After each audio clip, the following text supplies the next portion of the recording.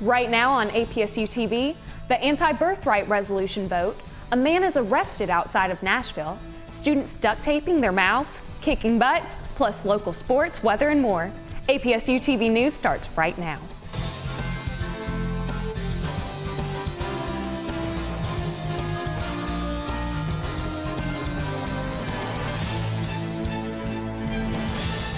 Good afternoon, Clarksville, and thank you for joining us. It's Friday, March 22nd. I'm Meghann Stamps. And I'm Victoria Bolkcom. Good afternoon and welcome.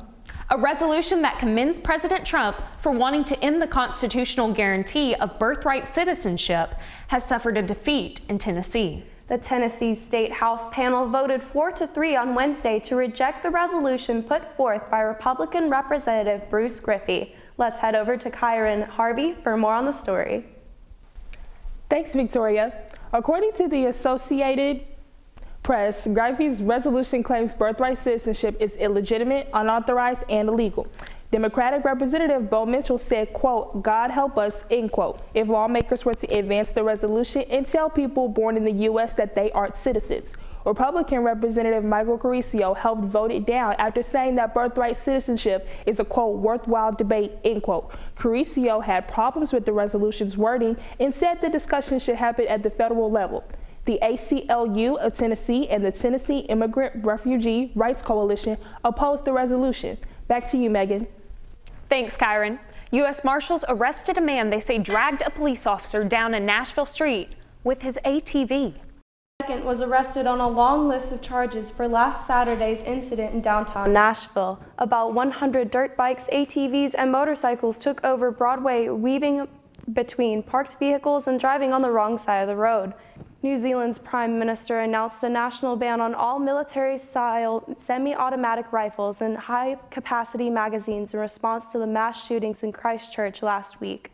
Jacinda Ardern announced the ban Thursday and said legislation would be introduced next month. Ardern said the man arrested in the attacks purchased his weapons legally and enhanced the guns with 30-round magazines purchased online. You might have seen a dozen students across Austin Peay's campus holding signs asking about your faith this week. They are members of Chi Alpha Campus Ministries. APSU's Sydney Hawkins has the story. The Austin Peay State University and the University of Tennessee at Knoxville's Chi Alpha Campus Ministries wants to know what keeps students silent about their faith. We serve part of Chi Alpha Campus Ministry here at Austin Peay, and my friend Brooke is director of Chi Alpha at the University of Tennessee in Knoxville. This Monday and Tuesday, Chi Alpha spread across Austin Peay's campus for a community outreach event. The name of the event is a Silent Soapbox, and the idea is that we're wanting to create honest conversations about faith and then also extend opportunities for people to connect to solid Christian community. We are asking the question, what keeps you silent about faith? And so they can write anything they want on the tape about that, and we're just sticking it on the line. Sydney Hawkins, APSU-TV News. Clarksville residents are being targeted by online rental scams. Lisa Eckman has the story. A military family who asked not to be named signed a lease and sent $800 via Walmart Money Center to a person advertising a home for rent on Craigslist. The family received a key to the home in Clarksville only to find out on Wednesday that they were the victims of rental fraud. They now face the possibility of homelessness. Jim Knoll, Public Information Officer for the Clarksville Police Department, has this advice for those looking to rent. Well, the thing is if you can, you really want to deal with a known entity. It's like, I'm not saying that Craigslist isn't an avenue, but the thing is you're better off dealing with some sort of property management or with some sort of, actual individuals, face-to-face type thing. Leaders in Clarksville are preparing for a 3-day policy academy in Washington, D.C. next week. There, the group will join with delegations from 6 larger cities to learn about a national strategy to combat veteran suicide in the Clarksville community, especially among soldiers, veterans, and their families. Brian Wingate and Peyton Henry spoke with local vets about the initiative. After multiple years of the VA and other administrations working for suicide prevention, we're proud to see the mayor and the local community reaching out to help veterans even more. The military still sees asking for help as a weakness. There's a fear that you're going to be found unfit for duty. You're not going to be able to perform your billet or your MOS. It may be the end of your career. And so a lot of individuals on active duty don't seek that help, and they take that mentality with them when they get out. Unfortunately, the military has a culture of strength and a culture of weakness in how we view it, and if we don't talk about veteran suicide rates, it's not going to get better. I think it's an important step that needs to be addressed on a regular basis. I'm glad to see that leadership of both Montgomery County and the college community were able to come together for this, because it's definitely something that is an evergreen project that needs to be in constant focus for our veterans. I think it's great that the VA is teaming up with Clarksville to really tackle this big issue. It's really good to be around this area with a lot of veterans, big veteran numbers, and it'll help a lot of people, and it's a really good program to have in the community. The Clarksville group adopted the working title team SLIC, Saving Lives in Clarksville. Its vision quote is to be a community with the commitment and capacity to end suicide among service members, veterans, and their families. Now for weather and your 5-day forecast, let's head over to Karina Lavoie. Thanks, Victoria. Well, if you noticed, this week was the first week of spring.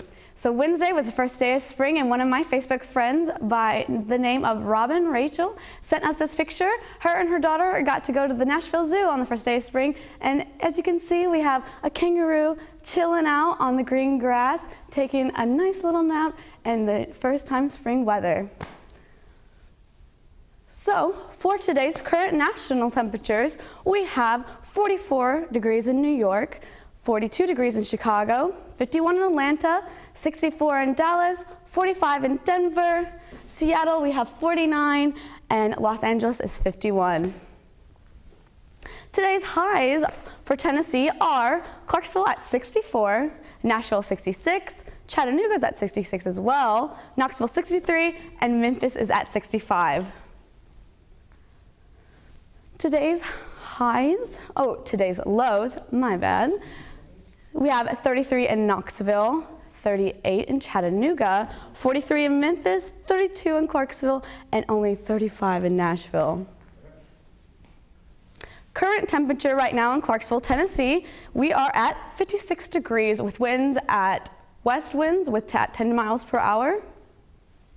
Tonight's temperature is going to be around 47 degrees with northeast winds at 6 miles per hour, but 0% chance of precipitation. Our 5-day forecast for this week, for Saturday, we start with a mostly sunny Saturday with a high of 63 and a low of 43. Sunday, we get a little bit of rain with a high of 64 with a low of 52. And on Monday, we have thunderstorms, so make sure you pack your rain boots, your umbrella, a jacket, because these will be happening all day. We have a high on Monday with 59, a low of 34. Tuesday it's going to be partly cloudy with a high of 55 and a low of 30. And Wednesday we're back to sunny, warm weather with a high of 65 and a low of 44. That's all for weather. Still ahead, Cyber Start, March Madness, and a Mindful Triathlon. APSU-TV News will be right back.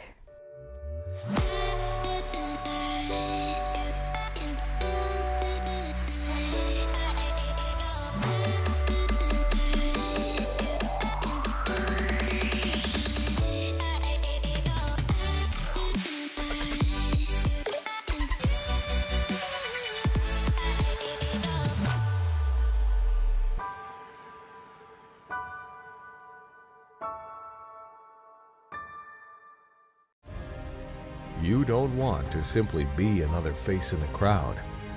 You want to excel, to make the most of your time on this planet.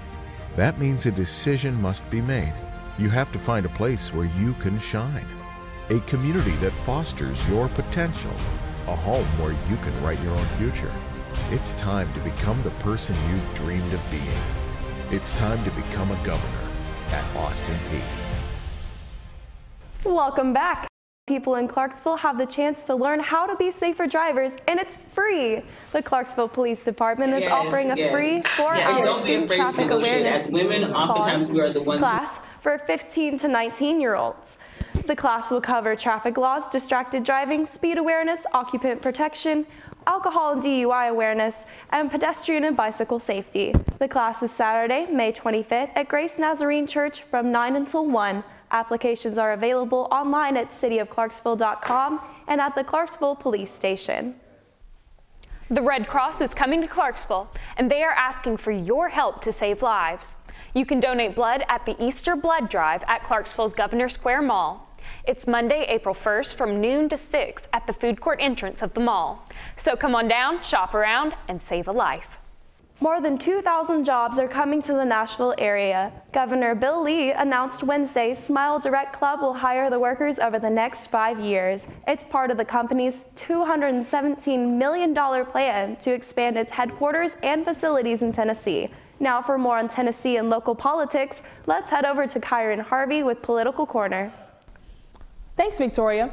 Clarksville Mayor Joe Pitts has begun an initiative to unite City Council and the Montgomery County government.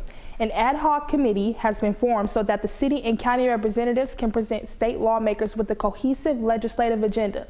Mayor Pitts released a statement saying, quote, Mayor Durrett and I have agreed we should be collaborating on a joint city-county legislative agenda and presentation process. This city committee will gather input and suggestions, bring its finished product to the council for approval, then work with the county committee to develop a joint agenda from both local governments that we can present to our lawmakers, end quote. The committee will continue research and deliberation until they present their agenda to the state delegation before the start of the General Assembly in January 2020. 5 women are doing what they can to help put a stop to gender and racial discrimination within their profession. The women were part of this week's forum at the Wilburn and Daniel African American Cultural Center called Women in the Workplace. Yes. And don't be afraid to negotiate. As women, oftentimes we are the ones who don't negotiate. So it's important to know how to negotiate. Read about negotiating. Right. Know why you want to negotiate, because they're going to ask you what's the necessity of this. Know market trends. Know the cost of living. Know what other people in your field are making that are around your different corporations. Don't be afraid to negotiate. The worst they're going to tell you is no.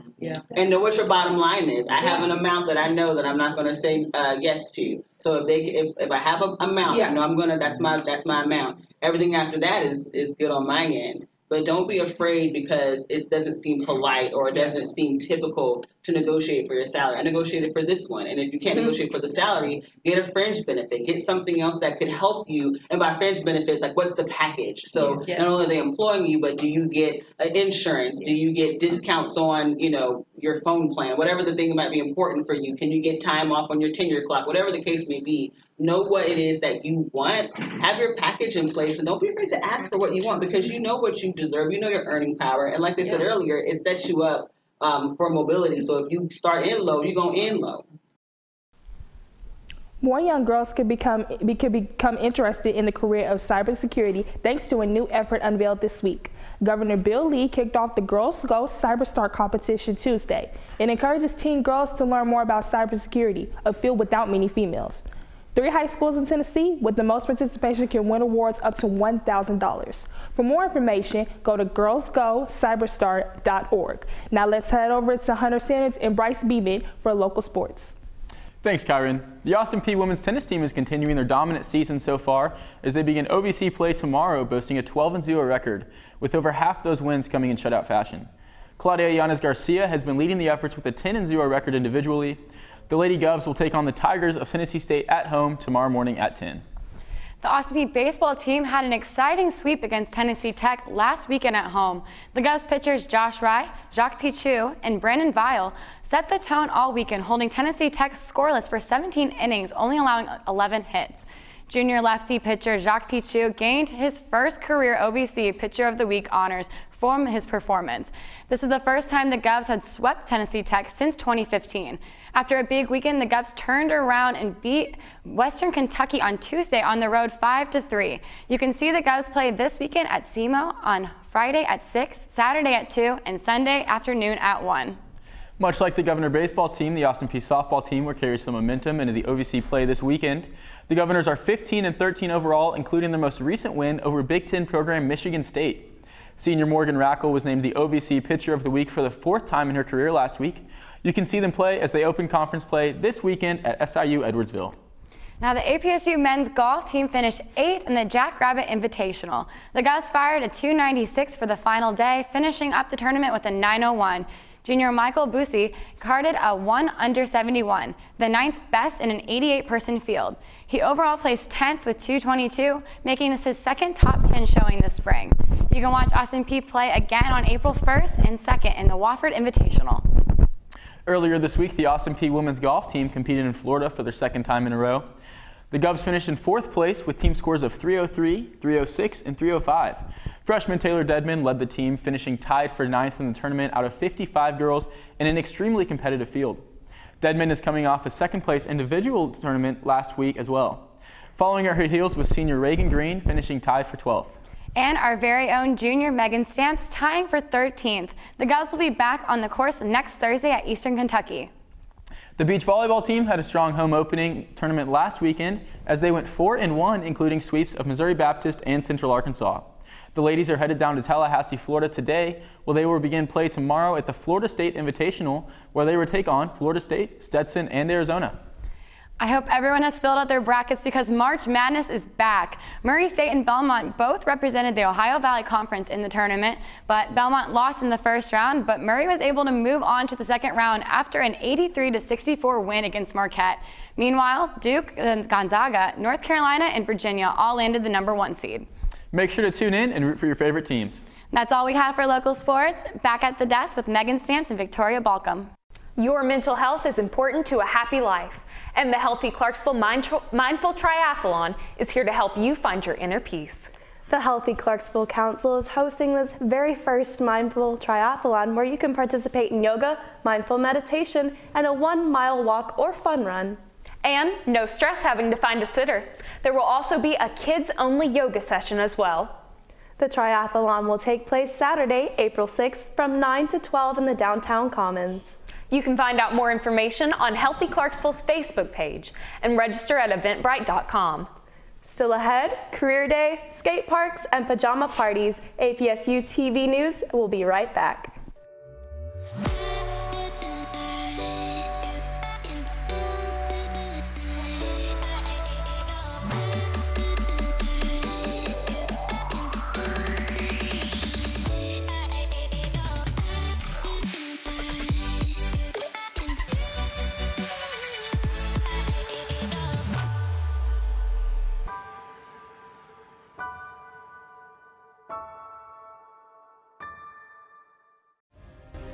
You don't want to simply be another face in the crowd. You want to excel, to make the most of your time on this planet. That means a decision must be made. You have to find a place where you can shine. A community that fosters your potential. A home where you can write your own future. It's time to become the person you've dreamed of being. It's time to become a governor at Austin Peay. Welcome back. Have you ever wanted to kick butt and not known how? Well, today is your lucky day. Join Healthier TN Campus today and help them pick up cigarette butts on campus. Students will gather 11:30 this morning to pick up the butts. HTC provides gloves and trash bags. If you want information about Kick Butt Days or their events, check out their Facebook and Instagram at HTC APSU.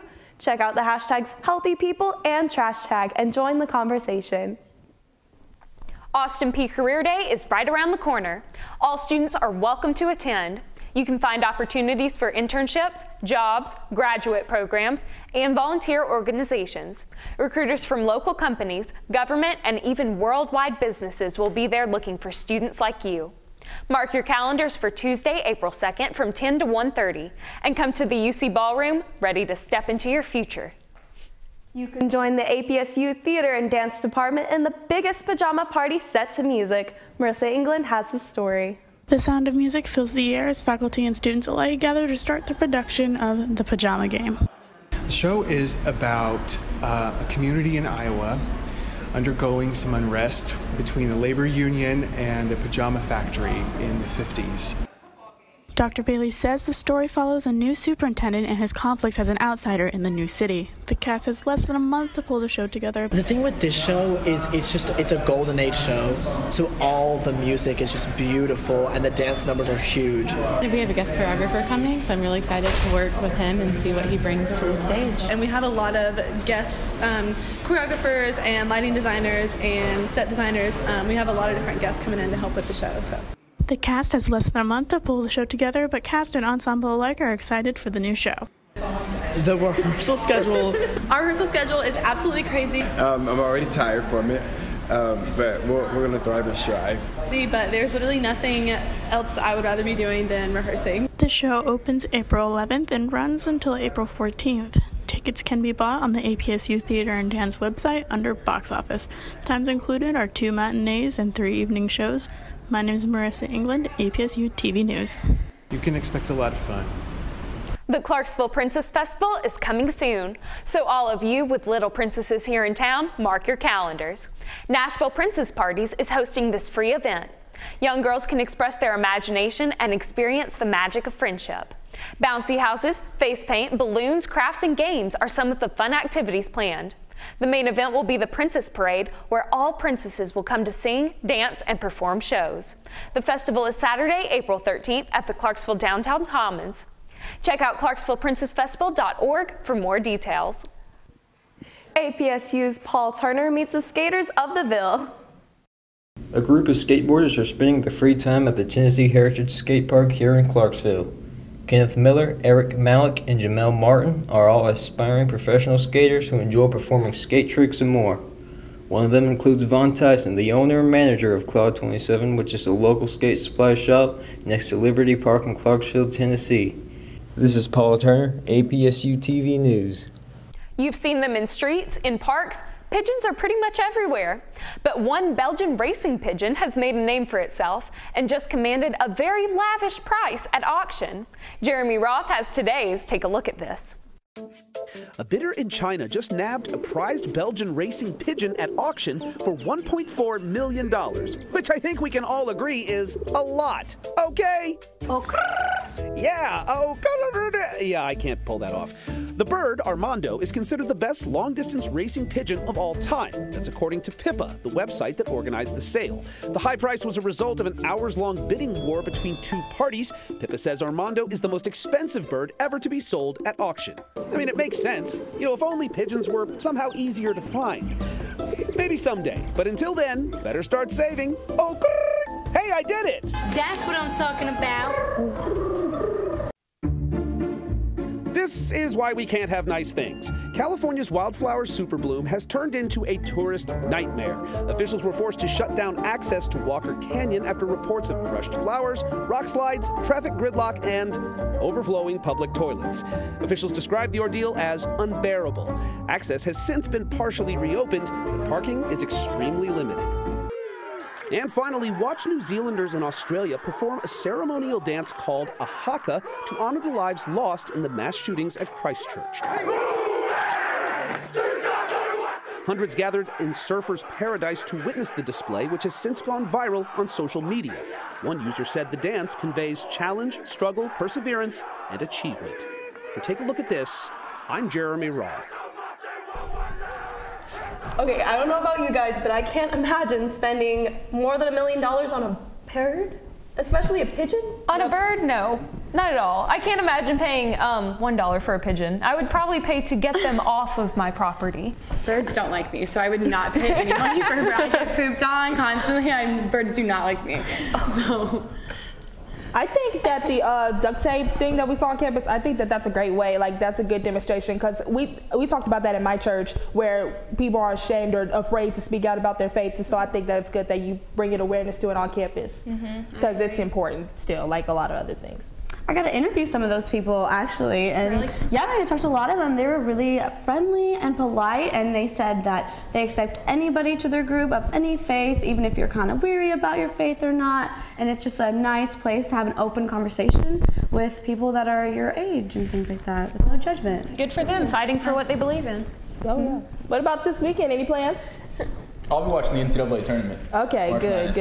We'll also be probably watching the NCAA tournament as well. But I also don't have cable, so I have to. Hunter actually just told me before this how to stream it on my phone. So all good. Now I can watch it on my phone. Well, I'll be working, so I'm gonna be getting my money. That's it. And I will be golfing as every other weekend for the rest of my life. Well, that's all for this weekend and your edition of this Gov's News Weekend Update. Be sure to join us in the interaction by liking us on Facebook at APSU-TV Clarksville and Instagram at APSU_TV. Thanks for watching another edition of your Gov News Weekend Update. Have a good weekend. And as always, let's go Peay!